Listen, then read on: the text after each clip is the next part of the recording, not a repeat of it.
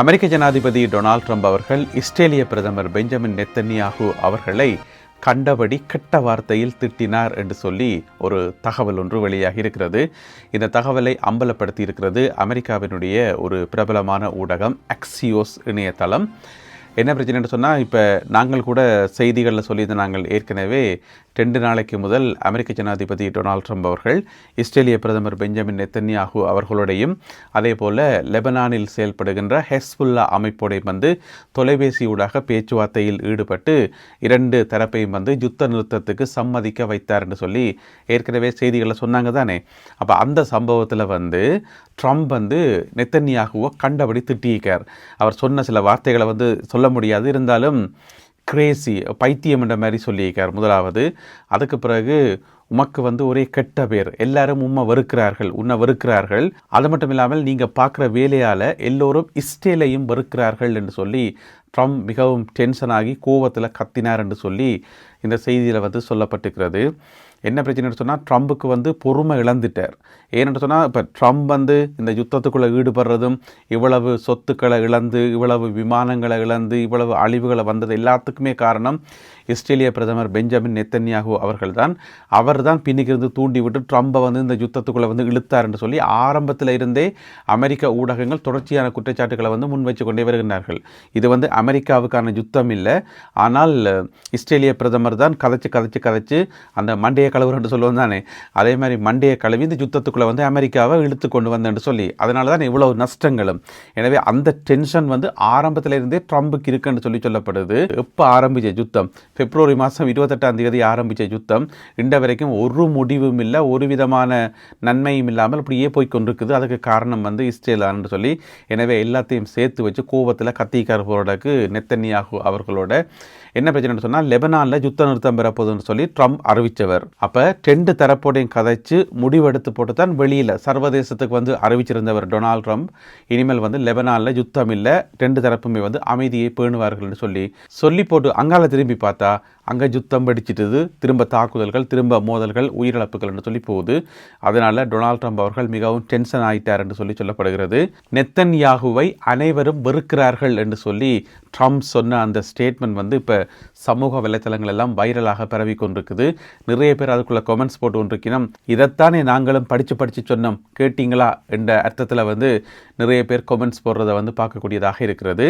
எனவே இப்படியாக ட்ரம்ப் அவர்களுக்கும் நெத்தன்யாகு அவர்களுக்கும் இடையில் ஒரு பிரச்சனை அங்கால போய்கொண்டிருக்கும் போது, இங்கால ஐரோப்பிய ஒன்றியம் இருக்குத்தானே, அவர்கள் இஸ்ரேலுக்கு எதிராக மிக இறுக்கமான சில நடவடிக்கைகளை எடுக்கப் போவதாக அறிவித்திருக்கின்றார்கள். என்னென்னு சொன்னால், ஐரோப்பிய ஒன்றியத்தில் உறுப்பு நாடுகளாக இருக்கிறார்கள் தானே, அவர்கள் கடுமையான அழுத்தத்தை கொடுக்கின்றார்களாம் ஒன்றியத்துக்கு. என்னென்னு சொன்னால், இஸ்ரேலுக்கு எதிராக கடும் நடவடிக்கைகள் எடுக்க சொல்லி. அது காரணம் இஸ்ரேல் லெபனான்லையும் அங்கால காசாலையும் மேற்கொண்டு வர மனித உரிமை மீறல்கள், யாருடைய பேச்சையும் கேட்காமல், சர்வதேச சட்டங்களையும் மதிக்காமல் இஸ்ரேல் எடுத்துக்கொண்டு வர தன்னிச்சையான நடவடிக்கைகள் காரணமாக இந்த தடைகளை கொண்டு வரணும்னு சொல்லி, அதனால் இப்போ ஐரோப்பிய ஒன்றியத்தில் கடுமையான விவாதங்கள் நடக்குது என்று சொல்லப்படுகிறது. அதில் மொத்தம் 7 விஷயங்கள் இருக்குது. 7 விதமான தடைகளை இஸ்ரேலுக்கு எதிராக கொண்டு வரத்துக்கு. அந்த 7ல் ஒரு 4 விஷயங்களை நான் உங்களோட பகிர்ந்து கொள்கிறேன். அதில் முதலாவது பார்த்தீங்கன்னு சொன்னால், இஸ்ரேலுடனான சகல வர்த்தகத்தை ஸ்டாப் பண்ணுறது. ஐரோப்பிய ஒன்றிய நாடுகள் எதுவுமே இஸ்ரேலோட வர்த்தகத்தில் ஈடுபடுவதில்லை என்று சொல்லி அப்படியான ஒரு முடிவை எடுப்பதற்கு இப்போ ஆய்வுகள் நடந்துருக்கா. முடிவை நம்ம எடுக்கல, அந்த டிஸ்கஷன் போய்கொண்டிருக்குன்னு சொல்லி, அது முதலாவது. 2வது டிஸ்கஷன் என்னென்னு சொன்னால், இஸ்ரேலில் இருந்து ஐரோப்பிய ஒன்றிய நாடுகளுக்கு இறக்குமதி செய்யப்படுகின்ற பொருட்கள் இருக்குது தானே, அந்த பொருட்களுக்கு அதிக அளவு வரிகளை விதிக்கிறது. நிறைய வரிகளை விதிக்கக்குள்ள அந்த இறக்குமதி குறைக்கப்படும், கட்டுப்படுத்தப்படும். அது இஸ்ரேலுக்கு கடுமையான பொருளாதார நெருக்கடியை கொடுக்கும் தானே. எனவே வரிகளை அதிகம் விதிக்கிறன்னு சொல்லி விவாதிக்கப்படுதாம். 3வது பார்த்தீங்கன்னு சொன்னால், தனிநபர் தடைகள். அதாவது இஸ்ரேலில் இருக்கக்கூடிய பெரிய பெரிய வர்த்தகர்கள், முதலாளிகள், கம்பெனிகள், இந்த மாதிரி அவர்கள் இப்போ ஐரோப்பிய ஒன்றியத்தோட பிஸ்னஸ் டீலிங் இருக்கும் தானே, அவர்களுக்கு எதிரான தடைகளை விதிப்பது சம்பந்தமாகவும் இப்பொழுது தீவிரமான ஆய்வுகள் நடக்குதாம். அடுத்தது 4வது பார்த்தீங்கன்னு சொன்னால், ஆயுத கட்டுப்பாடு. ஏற்கனவே உங்களுக்கு தெரியும், ஐரோப்பிய நாடுகளில் பல நாடுகள் இஸ்ரேலுக்கு ஆயுதங்களை விற்பனை செய்கின்றார்கள், ஏற்றுமதி செய்கின்றார்கள். அதுக்கு ஒரு கடுமையான கட்டுப்பாடு கொண்டு வரது சம்பந்தமாகவும் பேச்சுவார்த்தை நடத்தப்படுதாம். இப்படியாக 7 விஷயங்களை இஸ்ரேலை கட்டுப்படுத்துவதற்கும் இஸ்ரேலுக்கு தங்களுடைய எதிர்ப்பை காட்டுவதற்கும் 7 விதமான விஷயங்களை கையில் எடுத்து இப்பொழுது தீவிரமாக ஆய்வு செய்து கொண்டிருக்கிறது ஐரோப்பிய ஒன்றியம். எனவே ஐரோப்பிய ஒன்றியத்தினுடைய இந்த தடைகள் நடைமுறைக்கு வருமாக இருந்தால், அமுலுக்கு வருமாக இருந்தால், அது இஸ்ரேலுக்கு இன்னும் கடுமையான பாதிப்புகளை கொடுக்கும் என்று சொல்லி எதிர்வு கூறப்பட்டுள்ளது. அமெரிக்காவினுடைய வெளியுறவு அமைச்சர் மார்க்கோ ரூபியோ ஒரு முக்கியமான அதிர்ச்சியான தகவல் ஒன்றை வெளியிட்டிருக்கின்றார். ஈரானுக்கு எதிராக அமெரிக்காவால் விதிக்கப்பட்டிருக்கின்ற தடைகள் நீக்கப்பட மாட்டாது என்று சொல்லி மார்க்கோ ரூபியோ அறிவிச்சிருக்கின்றார். ஏன்னு சொன்னால் பேச்சுவார்த்தையில் அது ஒரு முக்கியமான விஷயமா இருக்குது. இந்த தடைகள் நீக்கப்படணும். மிக முக்கியமாக ஈரானுக்கு சொந்தமான நிறைய காசு முடக்கி வைக்கப்பட்டிருக்கிறது, பணம் முடக்கி வைக்கப்பட்டிருக்கிறது. எனவே அதை ரிலீஸ் பண்ணணும்னு சொல்லி பேச்சுவார்த்தை போய் கொண்டிருக்கு தானே. ஆனால் இப்போ மார்க்கோ ரூபியோ சொல்லியிருக்கார், இல்லை நாங்கள் தடைகளை நீக்க மாட்டோம் என்று சொல்லி. அதாவது ஹோர்முஸ் நீரிணை முற்று முழுதாக திறந்தாலுமே கூட, எந்த விதமான தடையும் இல்லாமல் முற்று முழுதாக திறந்தாலுமே கூட நாங்கள் தடைகளை நீக்க மாட்டோம் என்று சொல்லி அறிவிச்சிருக்கிறார். அப்போ அதை கேட்கக்குள்ள என்ன பேச்சுவார்த்தை நடத்துறீங்க, அப்புறம் என்ன விட்டு கொடுப்பு, அப்போ இந்த பேச்சுவார்த்தை ஒழுங்காக முடியாதே என்று கேட்டு ஊடகவியலாளர்கள் கேட்டது. அப்போ நீங்கள் விட்டு கொடுத்தா தானே பேச்சுவார்த்தை சரியாக வரும் என்று சொல்லி அதுக்கு மார்க்கோ ரூபியோ சொல்லிக்கிறார் என்று சொன்னால், ஈரான் தன்னிடம் இருக்கக்கூடிய என்ரிச் பண்ணப்பட்ட யுரேனியம் இருக்குத்தானே, அந்த யுரேனியம், செறிவூட்டப்பட்ட யுரேனியம், அதை ஒப்படைச்சா மட்டும்தான் நாங்கள் தடைகளை நீக்குவோமே ஒழிய மற்றும்படி ஹோர்முஸ் நீரிணையை திறக்கிறதால தடைகளை நீக்க மாட்டோம் என்று சொல்லி அவர் புதுசாக ஒரு விளக்கம் ஒன்றை கொடுத்திருக்கின்றார். எனவே இதை ஈரான் ஏற்றுக்கொள்ளுமா இல்லையா, அல்லது இந்த பேச்சுவார்த்தைகளுக்கு இந்த ஒரு விஷயம் பெரிய ஒரு முட்டுக்கட்டையாக மாறுமா இல்லையான்றதை நாங்கள் பொறுத்திருந்து பார்ப்போம். ஈரானுக்கு எதிரான புதிய தடைகளை அமெரிக்கா அறிவித்திருக்கிறது. நேற்று செவ்வாய்க்கிழமை இந்த தடைகளை அமெரிக்கா அறிவித்திருக்கிறது. இது டிஜிட்டல் தடைகள் என்று சொல்லி சொல்லப்படுகிறது. அதாவது உங்களுக்கு தெரியும், ஈரான் பெருமளவிலான தன்னுடைய வர்த்தகத்தை கிரிப்டோ கரன்சிக்கு மாற்றி இருக்குது. இந்த சர்வதேச தடைகள் காரணமாக இப்போ கிரிப்டோ கரன்சிக்குள்ளே நிறைய பிஸ்னஸ் பண்ணலாம்ன்றதுக்காக கிரிப்டோவில் தான் இப்போ ஈரானில் மெயின் பிஸ்னஸ் போய் கொண்டிருக்குது. ஈரான்லேருந்து வெளியில் காசு போகிறதாக இருக்கலாம், அல்லது வெளிநாடுகளிலிருந்து ஈரானுக்கு காசு போகிறதாக இருக்கலாம், எல்லாமே கிரிப்டோ தான்.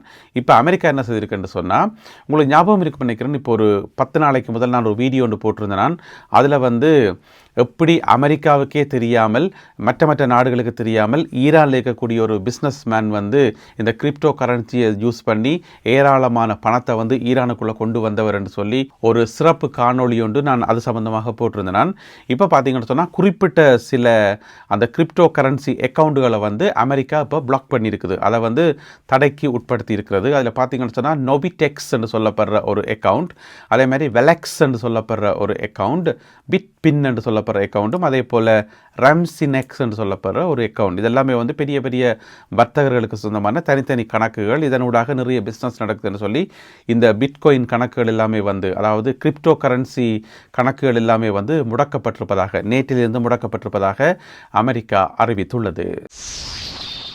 என்னதான் லெபனானில் போர் நிறுத்தம் என்று சொல்லி அமெரிக்க ஜனாதிபதி டொனால்ட் ட்ரம்ப் அவர்கள் அறிவித்திருந்தாலும் நேற்றும் கூட தாக்குதல்கள் இடம்பெற்றிருக்கின்றன. நேற்றும் கூட அப்பாவி பொதுமக்கள் கொல்லப்பட்டிருக்கிறார்கள். அதாவது லெபனானினுடைய சுகாதார அமைச்சு வெளியிட்டுள்ள தகவல்களின்படி நேற்று செவ்வாய்க்கிழமை மட்டும் 5 பொதுமக்கள் கொல்லப்பட்டிருக்கிறார்கள். 45 பேர் காயமடைந்து மருத்துவமனைகளில் அனுமதிக்கப்பட்டிருக்கிறார்கள் என்று சொல்லி லெபனானிய சுகாதார அமைச்சு வெளியிட்டுள்ள அறிக்கையில் சொல்லப்பட்டிருக்கிறது. ஈரானுக்கு சொந்தமான கப்பல் ஒன்றை தாங்கள் தாக்கியிருப்பதாக அமெரிக்காவினுடைய மத்திய கட்டளை பணியகம் சென்ட்காம் வெளியிட்டுள்ள அறிக்கையில் சொல்லப்பட்டிருக்கிறது. நேற்று செவ்வாய்க்கிழமை ஒரு கப்பலை இலக்கு வைத்து தாங்கள் தாக்குதல் நடத்தியதாக, அதாவது விமானத்தின் மூலம் துப்பாக்கிச் சூடுகளை நடத்தியதாக அதில் குறிப்பிடப்பட்டிருக்கிறது. இந்த கப்பல் பொட்ஸ்வானா நாட்டு கொடியோட வந்த கப்பல், அந்த அமெரிக்காவினுடைய அந்த பிளாக்கேட் இருக்கு தானே, முற்றுகை, அதையும் மீறி கார்க் தீவை நோக்கி சென்று கொண்டிருந்த கப்பல் என்று சொல்லப்படுது. எம்டி லெக்ஸி என்று சொல்லப்படுற ஒரு கப்பல், எம்டி லெக்ஸி.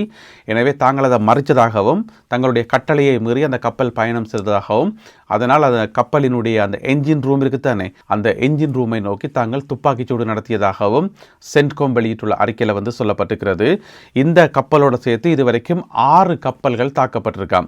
கடந்த இவ்வளோ காலத்திலையும் பார்த்தீங்கன்னு சொன்னால் 6 கப்பல்களை தாங்கள் தாக்கியிருக்கிறோம் என்று சொல்லியும், 122 கப்பல்களை வழிமாற்றி திருப்பி அனுப்பியிருக்கிறோம் என்று சொல்லியும் அமெரிக்காவினுடைய மத்திய கட்டளை பணியகம் சென்ட்காம் வெளியிட்டுள்ள அறிக்கையில் சொல்லப்பட்டுள்ளது.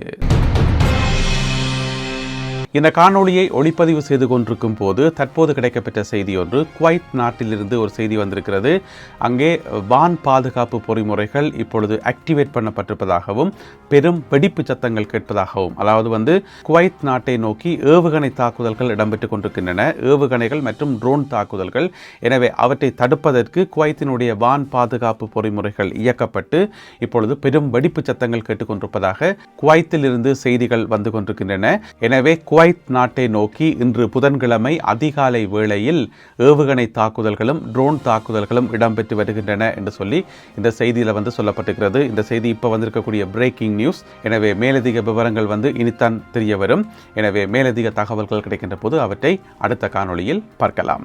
இந்த காணொளியில் பகிர்ந்து கொள்ளப்பட்ட இந்த செய்திகள் தொடர்பான உங்களுடைய கருத்துக்கள் என்ன என்பதை மறக்காமல் கீழே எழுதுங்கள். மீண்டும் சந்திப்போம் உறவுகளே. நன்றி, வணக்கம்.